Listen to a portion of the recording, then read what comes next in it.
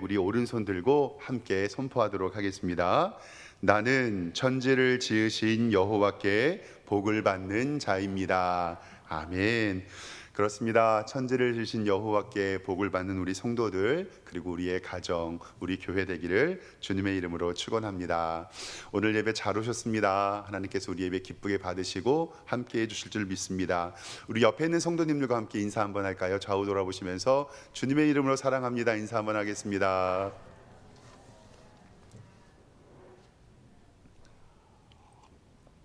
지난 6월 11일 주일부터 오늘까지 12주 동안의 말과 언어에 대해서 설교했었습니다. 와, 12주 벌써 3달인데요. 저는 처음에 몇 주간 한 2-3주 설교하고 마치려고 했는데 성경을 묵상하고 읽으면서 말과 언어에 대한 설명이 성경에 굉장히 많다는 것을 깨닫게 되었고, 그만큼 우리의 인생에서 말과 언어가 차지하는 비중이 크다는 것을 알게 되었습니다. 그래서 저도 설교 준비하면서 성경을 많이 찾아보게 되고 말과 언어에 대한 책들과 논문들도 바라보게 돼서 참 저에게도 귀한 시간이었습니다. 오늘은 마지막 시간입니다. 12번째 시간인데요. 오늘은 좀 정리하면서 우리가 어떻게 말하고 하나님께서 어떤 말을 하기를 원하시는지 좀 살펴보기를 하겠습니다. 화면을 보시면서 지금까지 우리 설교했던 것들을 좀 정리해 보도록 할 텐데요. 총 12가지 제목으로 말씀을 살펴봤었습니다. 첫 번째로는 이 말씀을 증거했었습니다. 무엇이냐면 우리에게 말과 언어가 중요한 것은 뭐냐면 하나님은 말씀으로 세상을 창조하셨기 때문입니다.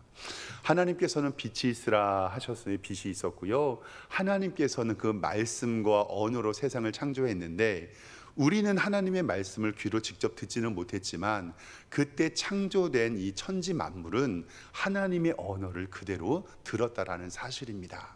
그리고 두 번째로는 예수님은 말씀으로 존재하시고 말씀이 잉태되어 육신이 계시잖아요. 그리고 그 말씀으로 일하신다는 사실. 그러니까 예수님께서 말씀으로 존재하시고 말씀으로 일하신다는 것을 믿어야만 우리의 언어와 말이 바뀔 수가 있습니다. 세 번째로는 하나님은 입술의 열매를 창조하신다라고 말씀합니다. 우리가 말하는 대로 그 말에 능력이 있기 때문에 그 입술의 열매를 우리에게 창조하신다라고 말씀하셨습니다. 네 번째는 하나님께서는 입술의 열매를 창조하시고 똑같이 됐네요. 네 번째는 뭐냐면 하나님께서는 내 귀에 들린 대로 행하시겠다라고 말씀하십니다. 제가 잘못 썼습니다. 네 번째로는 하나님은 내 귀에 들린 대로 행하셨다라고 말씀합니다.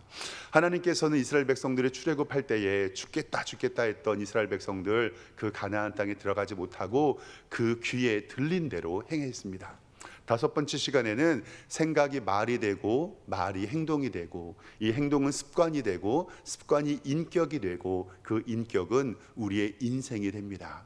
생각은 어쩔 수 없이 우리가 나는 것이지만 우리가 말을 조심함으로 말미암아 우리의 행동과 습관과 인격 그리고 우리의 인생이 변화되는 것을 이야기했습니다. 여섯 번째 시로는 하나님은 우리에게 언어와 말로 축복을 명하셨다라는 사실입니다. 그래서 늘 우리는 축복된 말을 해야 되고 언어와 말을 조심해야 됩니다. 일곱 번째는 사람을 단련하는 유일한 방법은 칭찬밖에 없습니다. 어떤 것으로도 성경은 사람을 단련할 수 없고 칭찬만이 그 사람을 단련한다라고 말씀합니다. 여덟 번째로는 교훈과 책망을 때로는 해야 하는데 그 교훈과 책망의 방법은 사랑의 언어로만 가능합니다. 꼭 사랑의 언어로 교훈과 책망을 하시기를 바랍니다. 아홉 번째로는 정직한 말과 언어를 쓰는 장막, 그의 가정은 하나님께서 흥하게 헤어주신다는 것을 말씀을 통해서 배웠습니다. 열 번째로는 이 재밌는 좀 제목이었죠. 뒷담화는 마음에도 두면 안 된다라는 말씀을 통해서 성경에서 5가지 금하는 것, 비판과 비방과 욕하는 것과 조롱하는 것과 그리고 사연을 듣기 말하는 것을 금한다라고 알려드렸습니다. 11번째 시간에는 이제는 우리가 지난주에 말씀 배웠는데 의도적으로 그리고 의지적으로 말을 우리가 제어할 필요가 있다. 그래서 또 성경에서 말하는 7가지의 금하는 것, 첫 번째 함부로 말하지 말아야 하며, 두 번째 말다툼을 하지 말아야 하며, 세 번째, 자랑하지 말아야 하며, 네 번째, 더러운 말을 하지 말아야 하며, 다섯 번째, 교만한 말을 하지 말라고 하셨고, 여섯 번째, 원망하지 말라고 하셨고, 그리고 일곱 번째로는 불평하지 말라고 우리에게 말씀하셨습니다. 오늘은 마지막 12번째 시간, 우리 오늘 말씀의 제목 같이 한번 읽어보겠습니다. 시작. 그리스도 안에서 새 사람은 말과 언어가 바뀝니다. 아멘. 오늘 말씀은 그리스도 안에서 새 사람은 이제는 말과 언어가 변화된다는 것입니다. 다시 한번 정확히 말씀을 드리면, 우리의 말이 힘이 있는 이유는 하나님이 살아계셔서 듣고 계시고 그대로 일하시기 때문에 그렇습니다. 입술의 열매를 창조하시는 하나님께서는 지금도 우리의 말을 들으시고 우리의 들린 대로 응답하실 줄 믿습니다. 이 세상에는요, 두 가지 말이 존재합니다. 첫 번째로는 선한 말이 존재하고요, 두 번째로는 악한 말이 존재합니다. 이 선한 말은 우리가 해야 하는 말이고, 이 악한 말은 하지 말아야 하는 말입니다. 그런데 여기서 문제는 뭐냐면, 우리의 본성은요, 악한 말을 더 하고 싶어 한다라는 사실입니다. 선한 말은 하기 싫어하고요, 악한 말을 더 하고 싶어 합니다. 많은 사회적 집단에서 실험을 하잖아요. 어떤 사람을 비방하고 어떤 사람을 흉보는 말은 몇 시간이 안 돼서 확 퍼지지만, 어떤 사람을 칭찬하고 어떤 사람을 격려하는 말은 나 혼자 말하는 거에 급급하다라는 그러한 것들도 많이 이야기됩니다. 오늘 말씀 에베소서는 사도 바울이 2차 선교 여행 때 직접 세운 교회입니다. 그리고 3차 선교 여행을 마치고는요, 2년 이상 머물면서 특별히 사랑했던 교회가 바로 이 에베소 교회입니다. 1장에서 3장까지는 교리를 설명하고 있고, 4장에서 6장까지는 생활의 측면을 기술합니다. 오늘은 그러니까 믿는 사람들이 어떻게 살아야 할지를 성경을 통해서 알려줍니다. 오늘 말씀을 통해서 세 가지만 좀 확인하고 말씀을 마치려고 하는데, 첫 번째 중요한 것은 뭐냐면, 참됨을 말하는 것, 즉 선한 것을 말하는 것은 타인을 위한 것이 아니라 나를 위한 것이다 라고 성경은 이야기합니다. 참됨을 말하는 것은 타인을 위한 것이 아니라 나를 위하는 것이다. 우리는 일반적으로 말을 예쁘게 하고 참된 것을 말하고 칭찬을 하면 상대방을 배려하고 그 사람을 위하는 것으로 이해합니다. 그러나 성경은 우리에게 그렇게 말하지 않습니다. 다른 사람에게 말하는 것이 곧 나에게 말하는 것이다 라고 성경을 이야기합니다. 오늘 말씀 성경 보겠습니다. 성경 에베소서 4장 25절 말씀에 보면 이렇게 기록되어 있습니다. 그런즉 거짓을 버리고 각각 그 이웃과 더불어 참된 것을 말하라. 이는 우리가 서로 지체가 됨이라 라고 이야기합니다. 그런즉 거짓을 버리고 각각 이웃과 더불어, 성경에서 말하는 이웃은 뭐냐면 나를 제외한 모든 사람이 성경에서 이웃입니다. 내 이웃을 내 몸과 같이 사랑하라 라고 말씀하실 때는 나를 제외한 모든 사람, 즉 나의 아버지, 나의 어머니, 나의 자녀, 나의 형제들도 내 이웃이 됩니다. 그런즉 거짓을 버리고 각각 이웃과 더불어 참된 것을 말하라 라고 명령하셨는데, 그 이유가 뭐냐면 이는 우리가 지체가 됨이라. 이 지체라고 하는 것은 사지 지체에다 몸체자, 팔다리 몸통 전체를 이루는 한 몸을 가리키는 단어입니다.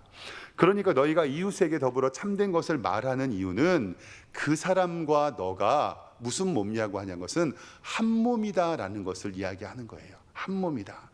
아버지, 어머니, 형제, 그리고 교회 공동체에 있는 성도들에게 비판하지 말고, 비방하지 말고, 욕하지 말고, 조롱하지 말고, 더러운 말하지 말고, 교만하게 말하지 말고, 원망에 말하지 말고, 불평에 말하지 말고 참된 것을 말하라는 이유는 뭐냐면, 그 말을 듣는 사람과 나는 뭐라는 거죠? 한 몸이다 라고 성경을 이야기합니다. 즉 다른 사람에게 함부로 말하고 악한 말을 하는 것은 자기 얼굴에 침 뱉기이며 자기의 팔뚝과 자기의 몸통을 자르는 것이라고 성경은 이야기합니다. 즉 내가 다른 사람을 욕하면 누워서 침 뱉는 것과 똑같습니다. 특별히 하나님께서는 교회 안에 한 몸을 에베소서에서 강조합니다. 우리 화면에 있는 말씀 보겠습니다. 에베소서 2장 13절 말씀에는 이렇게 기록되어 있습니다. 보세요. 이제는 전에는 너희가 그리스도 예수 안에서 그리스도의 피로 가까워졌느니라. 여기에서 에베소 교회 뭐라면 이제는 전에 너희는 멀리에 있었다라고 이야기를 해요. 너희가 그리스도 예수 안에서 그리스도의 피로 가까워졌는데 그는 우리의 화평이신지라 둘로 하나를 만드사 원수된 것 곧 중간에 막힌 담을 자기의 육체로 십자가로 말미암아 허셨다라고 성경은 기록하고 있습니다. 사랑하는 성도 여러분, 만약에 예수 그리스도의 피가 아니었으면 우리 성도님들과 저하고 만났을 가능성이 있을까요? 없을까요? 없습니다. 검단 사거리에서 저를 만나도 저 아저씨 뭐야, 왜 이렇게 키가 크네, 그리고 이렇게 그냥 지나갔었을 수도 있습니다. 근데 성경은 이제는 전에 멀리 있던 너희가 그리스도 예수 안의 피로 가까워졌다라고 우리에게 말씀하시고, 그는 화평이고 예수 그리스도의 십자가의 보혈로 막힌 담을 허셨다라고 우리에게 말씀하고 있습니다. 또 화면 보겠습니다. 에베소서 4장 3절 말씀에는 이렇게 기록합니다. 평안에 매는 줄로 성령이 하나 되게 하신 것을 힘써 지키라. 몸이 하나요 성령도 한 분이시니 이와 같이 너희가 부르심을 입은 한 소망 안에서 부르심을 받았느니라. 주도 한 분이시고 믿음도 하나요 세례도 하나요 하나님도 한 분이시니 곧 만유의 아버지시라. 만유 위에 계시고 만유를 통일하시고 만유 가운데 계시도다. 아멘.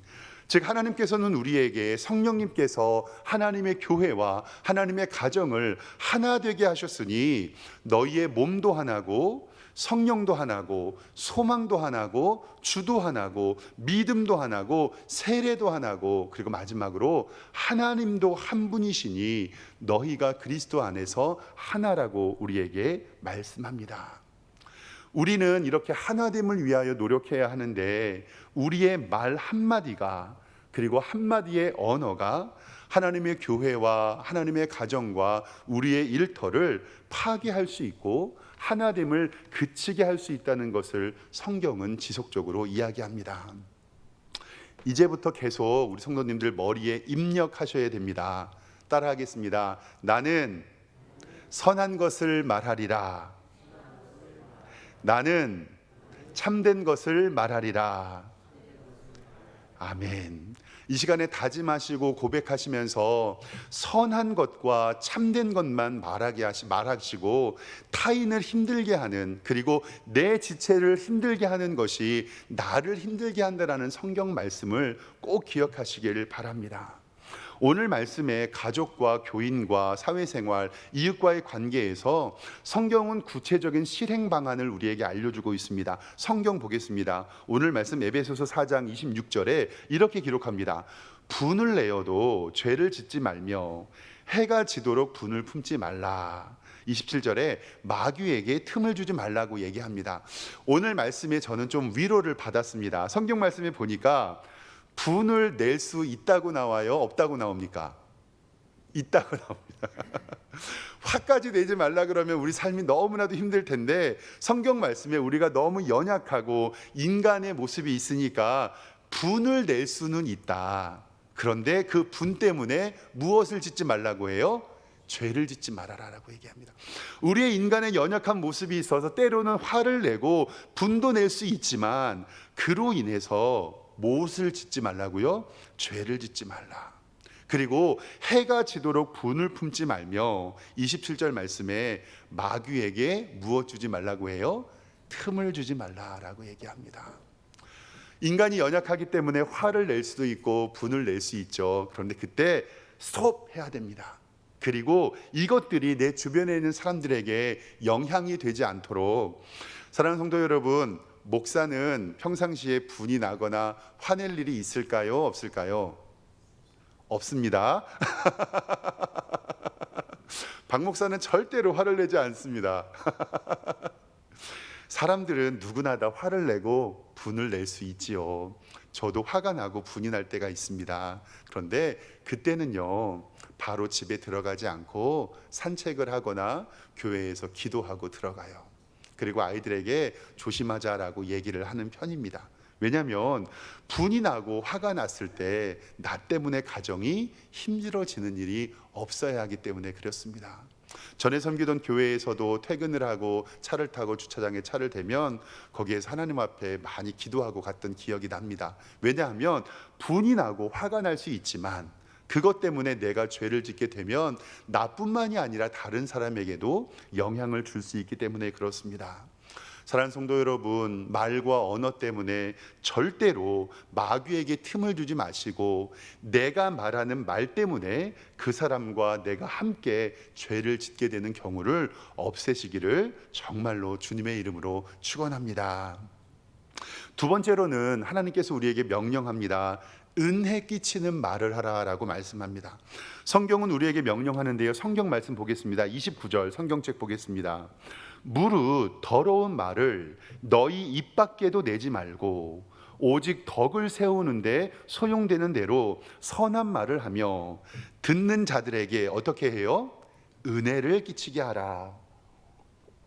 성경은 오늘 말씀에서 네 가지를 말씀합니다. 첫 번째로는 더러운 말을 너희 입 밖에도 어떻게 해요? 내지 말고, 두 번째로는 덕을 세우는 말을 하고, 그리고 세 번째로는 선한 말을 하고, 마지막 네 번째로는 모든 것을 정리하는데 듣는 자에게 무엇을 끼치라고요? 은혜를 끼치라. 자기야 내가 자기한테만 솔직히 까놓고 말해서 얘기해 줄 거야. 내가 이런 거 말하면 안 되는데 너한테만 얘기하는 거야. 이런 말 하면 됩니까? 안 됩니까? 안 됩니다. 그래서 요즘 아이들은 그것을 솔까말이라고 얘기하더라고요. 솔직히 까놓고 말해서. 근데요, 솔까말 한 다음에 좋게 되는 경우는 한 번도 못 봤습니다. 박 목사가 미워도 그냥 마음에 두시고 기도만 해주십시오.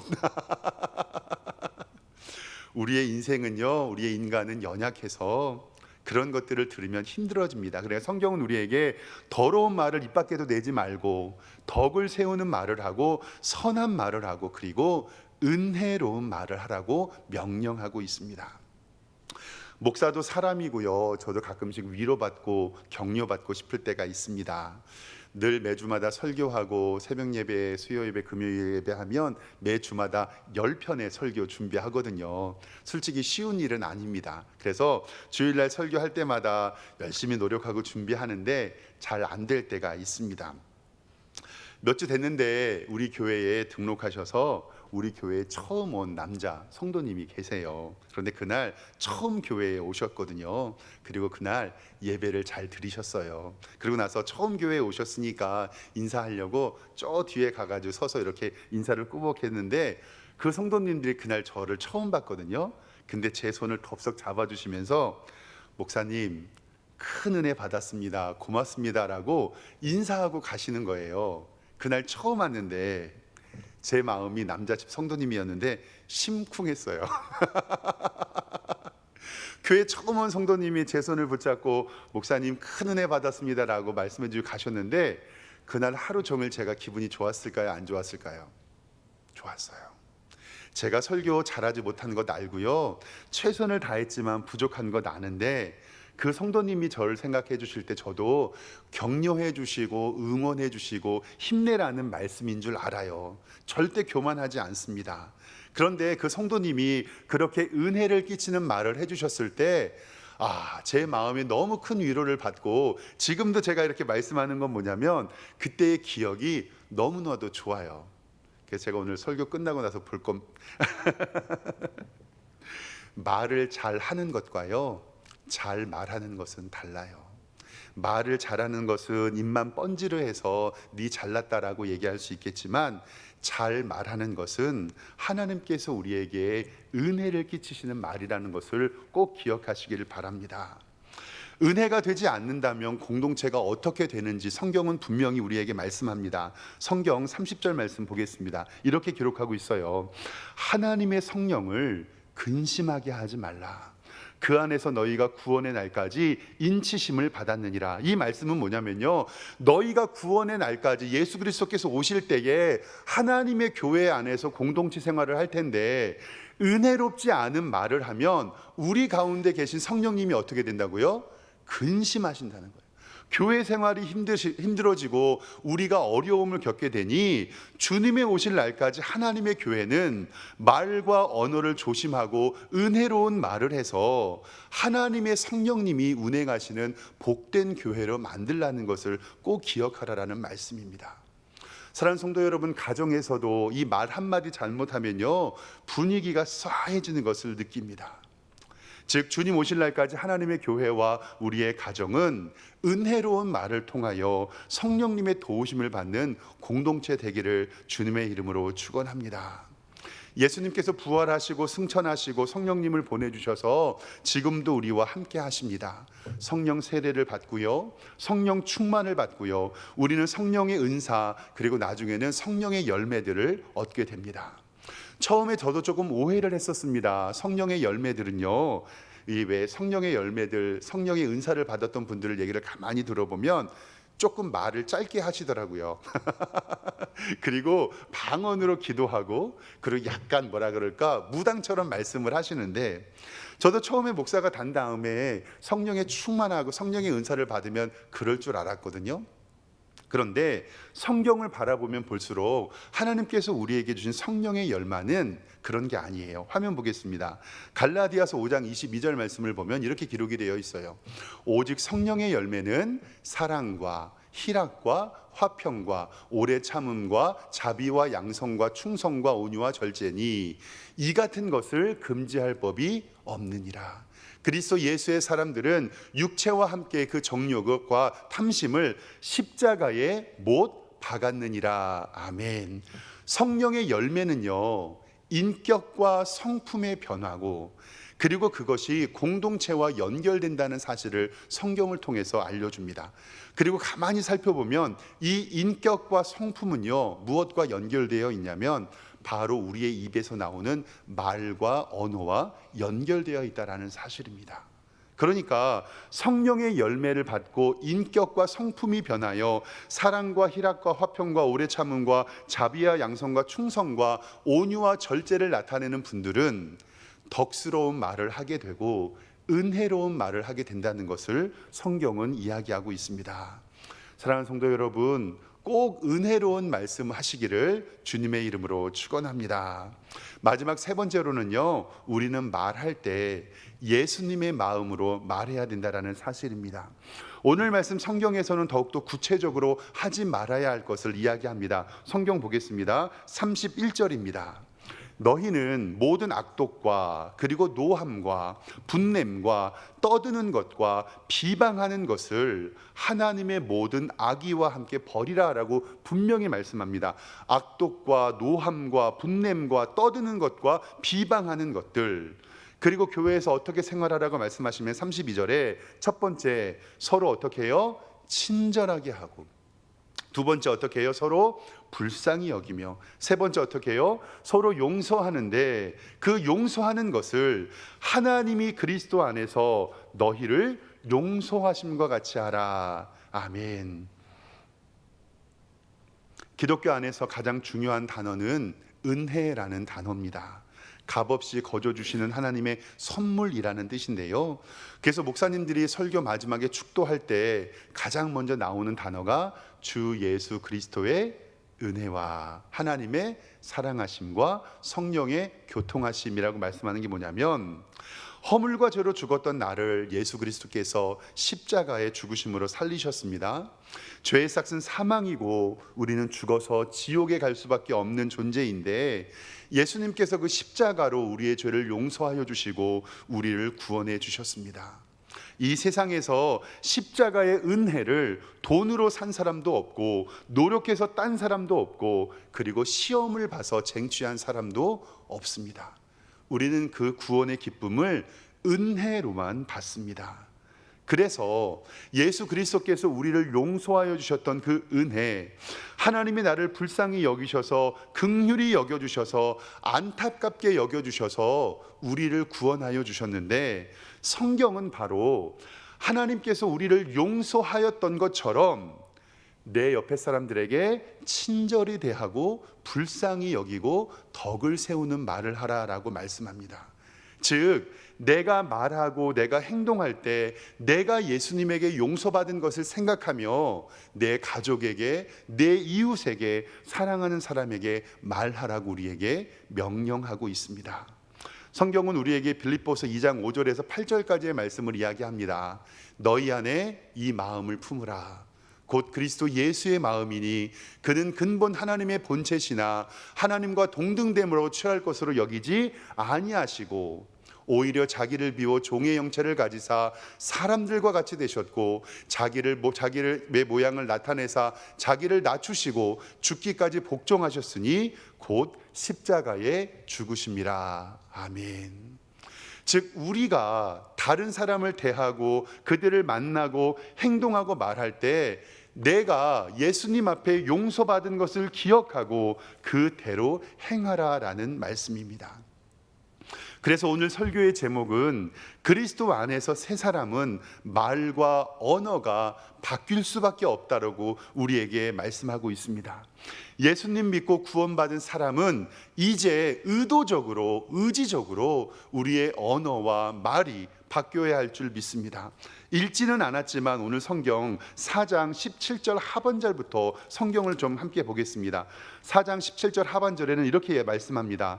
너희는 이방인이 그 마음에 허망한 것으로 행함같이 하지 말라. 19절에는 그들이 각각 없는 자가 되어 자신을 방탕에 방임하여 모든 욕심으로 행하였는데, 22절에 너희는 유혹의 욕심을 따라 썩어져가는 구습을 따르는 옛사람을 버리고, 23절에 오직 너희는 심령이 새롭게 되어, 마지막 24절에는 하나님을 따라 의와 진리와 거룩함으로 지으심을 받은 새 사람이 되라 라고 말씀하시고, 그리고 오늘 말씀 가운데 그런즉 말씀의 결론을 내리고 있습니다. 사랑하는 성도 여러분, 예수님의 마음으로 말하라는 것과 성령 충만함으로 말하라는 말은 같은 뜻입니다. 즉, 성경에서 믿음의 사람은 성령의 사람이 되어 하나님의 말씀을 증거했다는 것을 꼭 기억하시기 바랍니다. 여러분들이 어느 자리에 서 있는지는 굉장히 중요합니다. 요즘에는 인터넷이나 내 휴대폰 어플을 보면 내가 어디에 관심을 갖게 됐는가 나온다고 해요. 혹시 나의 유튜브 알고리즘에서 어떤 것이 뜨는지, 나의 관심된 뉴스는 무엇인지, 나의 주변 친구들은 어떤 사람인지, 그리고 나의 휴대폰에는 어떤 어플이 깔려져 있는지 한번 생각해 보시기를 바랍니다. 제 아이가 가끔씩 제 휴대폰을 뭐 하려고 하는데, 왜 아빠 휴대폰에는 게임이 하나도 없어? 그래요. 제 휴대폰에는 게임 없고 그냥 성경과 찬송과 그런 어플밖에 없거든요. 먹을 거 좋아하는 사람은요, 주변에 순 먹는 이야기하고 식당 이야기만 하고요. 돈 좋아하는 사람들은요, 주식과 부동산과 비트코인 이야기만 합니다. 유흥을 즐기는 사람들은요, 술과 담배와 타락 이야기만 하고요. 건강이 안 좋은 사람들은요, 병원과 약 이야기만 하게 됩니다. 다시 한번 여쭙겠습니다. 사랑하는 성도 여러분, 여러분의 유튜브 알고리즘은 무엇이고 여러분 휴대폰의 어플은 무엇이 깔려져 있으며 여러분들 주변에는 어떤 사람과 어울리고 있으십니까? 그리스도 안에서 새 사람은 말과 언어가 바뀌게 되고, 그리고 그 말과 언어가 바뀌면 하나님을 찬양하게 된다는 것을 꼭 기억하시길 바랍니다. 지금 내가 하는 말이, 나의 관심 분야가, 나의 생각이 나를 결정하게 됩니다. 이제 하나님 앞에서 결단하시고 하나님의 사람으로 변화되어 그리스도 안에서 새 사람은 말과 언어가 바뀌는 것을 꼭 기억하시길 바랍니다. 오늘 말씀 정리하겠습니다. 첫 번째, 참된 것을 말하는 것은 나를 위한, 다른 사람을 위하는 것이 아니라 나를 위함임을 깨닫고 꼭 살아가면서 은혜 끼치는 말만 하시고, 그리고 예수님의 마음으로 말하시는 우리 성도님들 되시기를 주님의 이름으로 축원합니다. 기도하겠습니다. 하나님 아버지, 은혜와 사랑에 감사합니다. 그리스도 안에서 새 사람은 말과 언어가 바뀜을 믿습니다. 요즘에 나의 주변에는 어떤 사람이 있고, 나는 어떤 유튜브를 보고 있고, 나의 관심 뉴스는 무엇이고, 나의 휴대폰의 어플은 어떤 것이 깔려 있는지 오늘 바라보게 됩니다. 하나님, 바뀌게 하시고 주님 바라보게 하시고 하나님의 사람으로 말과 언어가 바뀌어 행동이 변화하여 주님께만 영광 돌리는 우리 성도들로 인도하여 주시옵소서. 예수 그리스도의 이름으로 기도드리옵나이다. 아멘.